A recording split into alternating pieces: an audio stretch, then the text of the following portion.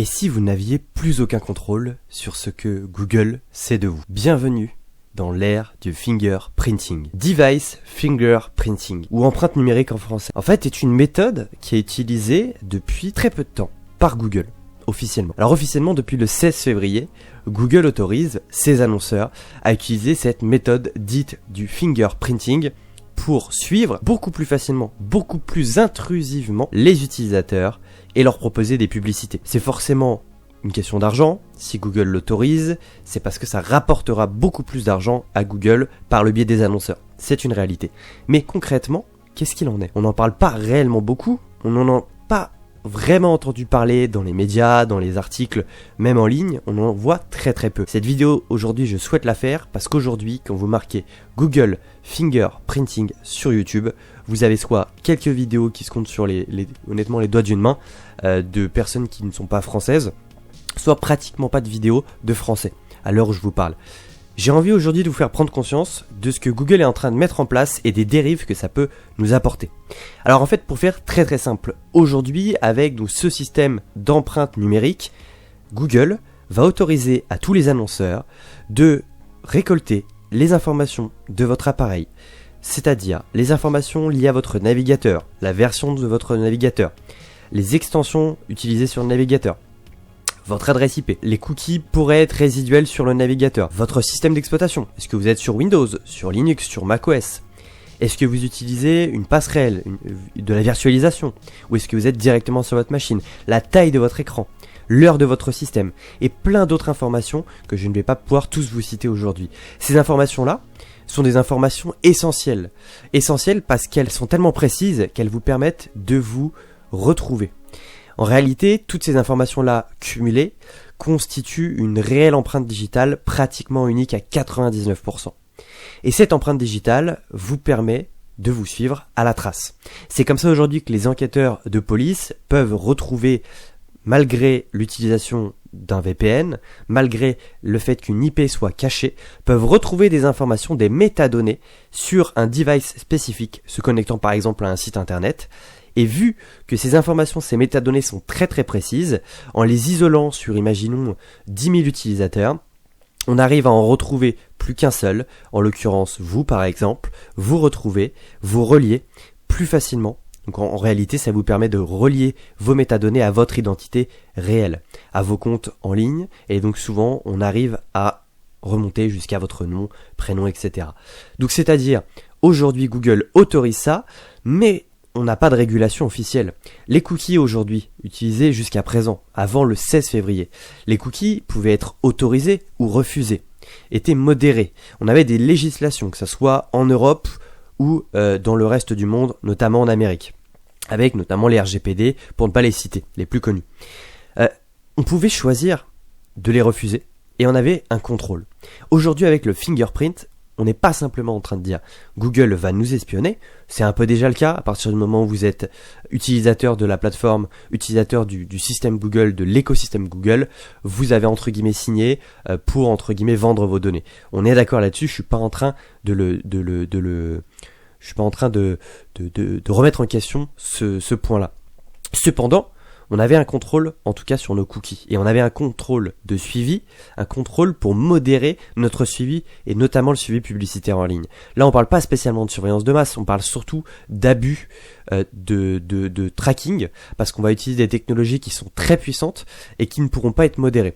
Aujourd'hui, vous êtes utilisateur de Google. Avant, à l'époque, on avait des navigateurs, on avait des extensions, on pouvait déjà bloquer nativement les cookies, les régler, et on pouvait facilement, en se reconnectant par exemple en navigation privée, ne pas sauvegarder les cookies, et donc ne pas avoir ce suivi assez intrusif. Là, aujourd'hui, vous aurez beau utiliser un navigateur en session privée, vous aurez toujours la même empreinte entre guillemets digital, le même fingerprinting, et Google, les annonceurs, pourront vous retrouver. Et ils pourront savoir que d'une fenêtre normale à une fenêtre de navigation privée, vous êtes la même personne. Et donc vous traquez de la même façon. On aura plus cette possibilité-là, en tout cas nativement, par défaut, juste avec un navigateur, de se protéger. On aura d'autres possibilités qu'on va voir plus en second plan dans cette vidéo. Donc, on parlait réellement de fingerprinting. Aujourd'hui, on peut vraiment tout savoir et c'est pas juste votre adresse IP. Aujourd'hui, vous utilisez un VPN, vous allez pouvoir vous protéger. Vous protégez potentiellement sur des serveurs de jeux, sur des forums, sur des connexions sur les sites internet, parce que oui, sans VPN, l'hébergeur du site internet, le responsable, va pouvoir avoir les logs de connexion sur le site et donc voir votre IP. Certes, avec un VPN, ça sera pas le cas, ça sera anonymisé, mais quelqu'un qui irait plus en profondeur dans la recherche pourrait retrouver vos métadonnées et donc dans tous les cas plus ou moins vous relier, avec ou sans VPN.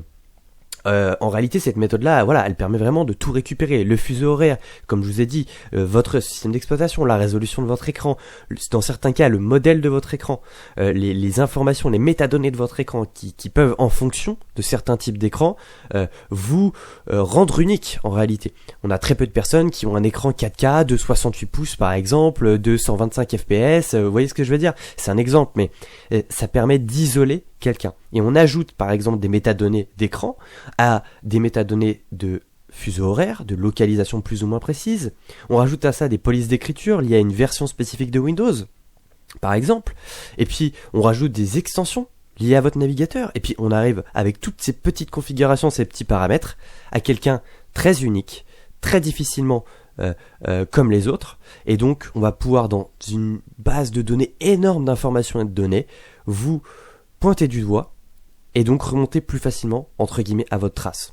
Alors oui, ce ne sera pas des enquêteurs de police, ce sera des algorithmes, ce sera des systèmes de publicité Google qui pourront le savoir, mais c'est une ouverture à une utilisation généralisée sur plusieurs plateformes, et c'est surtout une ouverture aux abus publicitaires.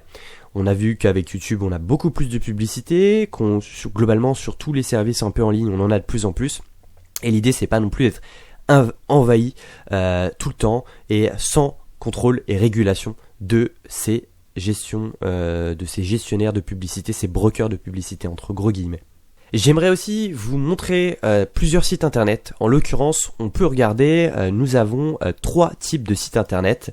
On va avoir aimunique.org qui va vous permettre en fait de découvrir à quel point votre navigateur est unique. Donc en réalité, ça va être vraiment votre empreinte digitale, faire un test, voir quelles données peuvent être recueillies et comment on peut y remédier.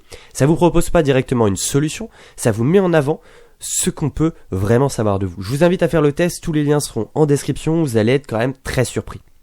Vous avez aussi un autre site que je recommande qui est plutôt pas mal, c'est whatsitsmybrowser.com qui vous permet encore une fois de savoir ce qu'il en est de votre navigateur, en l'occurrence de vos métadonnées surtout liées à votre navigateur.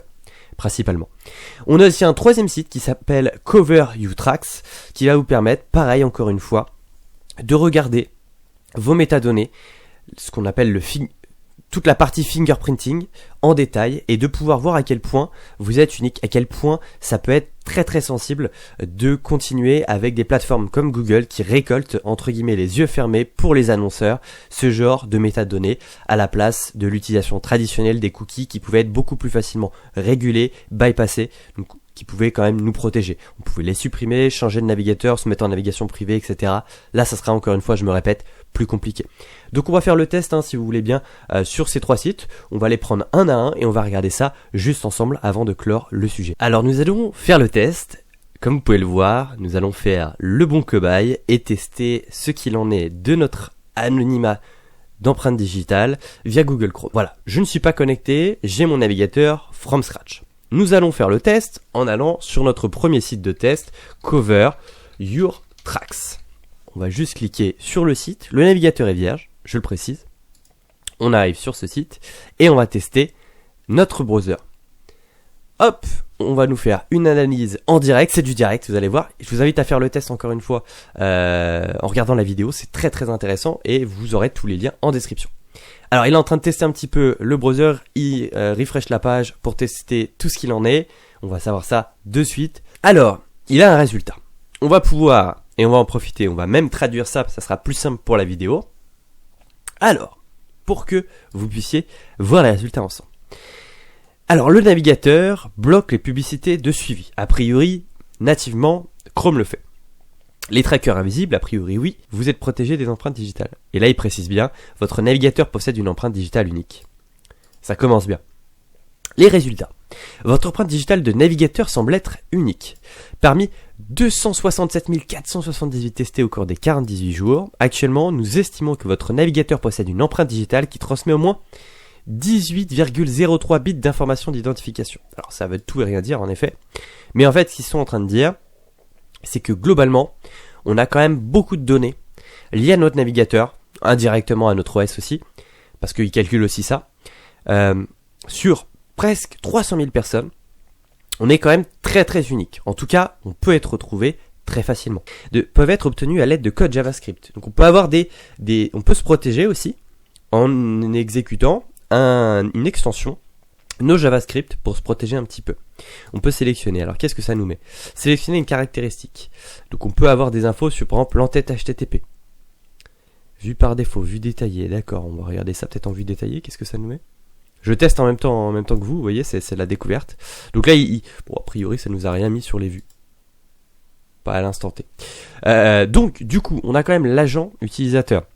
Il a détecté qu'on était sur un Windows en 64 bits, en x64, qu'on utilise Google Chrome avec la version, etc. Les éléments d'identification, un navigateur X sur cette valeur, on serait à 33, ok, ça nous permet une petite comparaison un petit peu, je vois. L'entête HTTP, donc pareil, il a récupéré ces informations-là, ça nous permet voilà aussi d'avoir le détail. Les détails des plugins du navigateur, ça c'est aussi intéressant, vous voyez. Le décalage horaire, le fuseau horaire, la taille de l'écran, la profondeur des couleurs, ça c'est aussi intéressant pour connaître un petit peu ce qu'il en est déjà de la taille de l'écran, du type d'écran, du modèle, etc. Les cookies utilisés. La test limité du super cookie. Intéressant. Hein. Vous voyez, ça fait un peu du chinois, mais c'est aussi pour voir un peu du concret en fait de ce qu'il en est, de ce qu'on peut savoir, même si c'est des tests et des termes très techniques.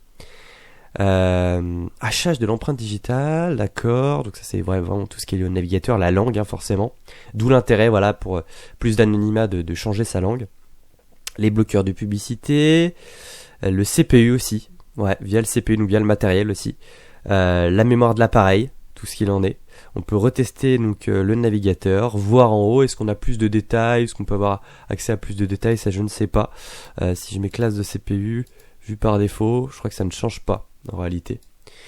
C'est super intéressant. Franchement, ce site-là, super intéressant.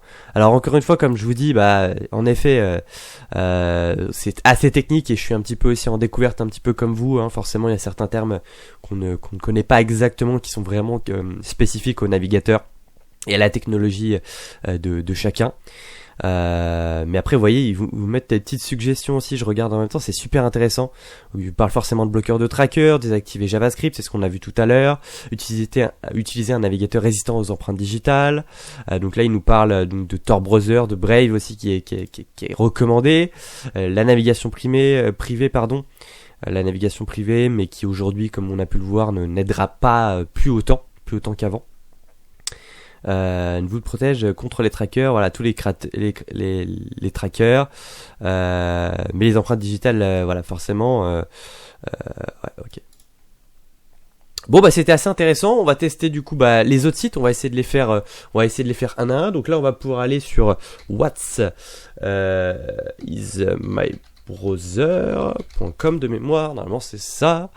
Voilà c'est ça. Et donc là pareil. Hop, ça nous dit direct ce qu'il en est. C'est magnifique, c'est magique. Donc, your browser. Alors, est-ce qu'on peut regarder? Ça sera plus simple aussi pour la vidéo pour les gens qui vont regarder. Donc, ça précise forcément notre version de navigateur. On sait qu'elle est à jour. On a le type de version, donc on est quand même unique. On a notre OS. Il va savoir si JavaScript est activé, les cookies sont activés, les cookies tiers sont activés. On va avoir plus d'informations sur le détail carrément de notre connexion Internet. Alors, en l'occurrence, là ça me l'affiche pas, mais on a quand même toutes ces informations là qui sont assez précises. Notre adresse IP, donc là quand même l'adresse IP locale, détection bloquée par votre navigateur, sinon l'IP local c'est manuellement, d'accord. Il y a quand même des choses qui sont un peu bloquées. On arrive quand même, vous voyez, le fournisseur d'accès, l'emplacement pour avoir notre vitesse internet, le nombre de bits de l'écran, la résolution de l'écran, Les paramètres ne pas suivre, en l'occurrence ne pas suivre est désactivé et non pris en charge, d'accord. Il précise qu'on n'utilise pas Tor, il peut le savoir aussi.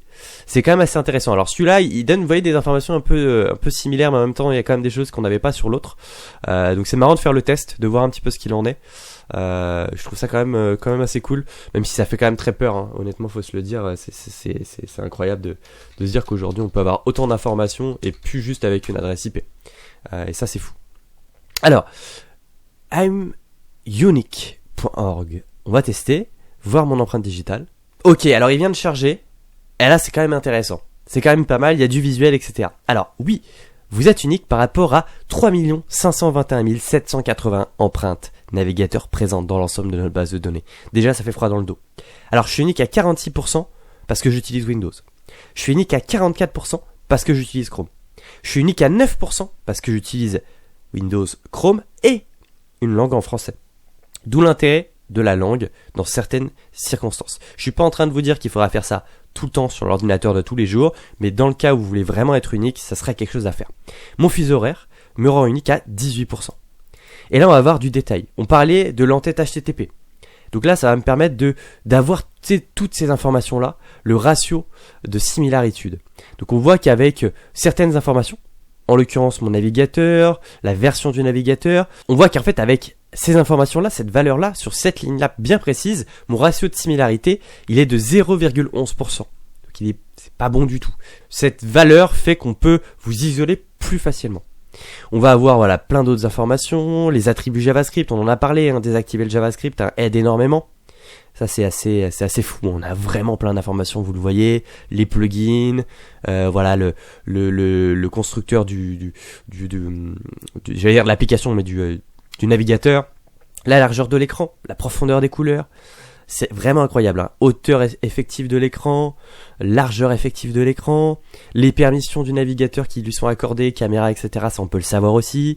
Alors ça c'est très intéressant, ce triangle-là permet de rendre avec un moteur graphique. En fait ce triangle-là permet d'obtenir des informations sur quelqu'un via un calcul de GPU qui va vous permettre en fait d'en savoir plus sur quelqu'un. Vous voyez, rendu d'une image avec l'API WebGL, une suite d'instructions précises, l'image finale présente des différences selon certains systèmes d'exploitation et navigateurs. En l'occurrence, c'est surtout lié au GPU et ça fait très très peur. On a même, vous voyez, les moteurs graphiques. On regardera prochainement pour faire une vidéo justement sur ces outils de protection. Là, c'est surtout une vidéo d'information, vous expliquer, vous en parler, et prochainement si ça vous intéresse, n'hésitez pas à me le mettre en commentaire et à vous abonner, on pourra faire une vidéo avec des solutions concrètes pour se protéger. Merci à vous d'avoir regardé.